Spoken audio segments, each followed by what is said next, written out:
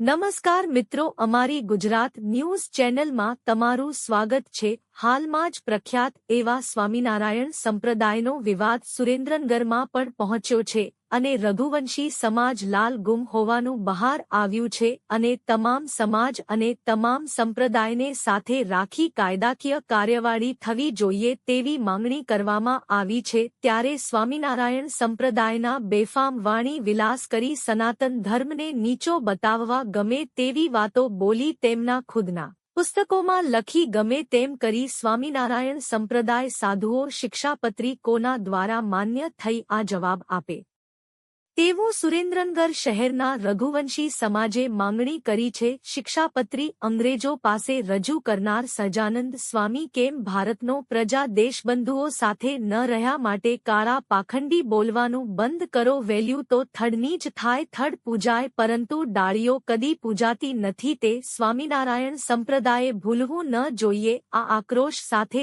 રઘુવંશી સમાજે ન્યાયની માંગણી કરી છે।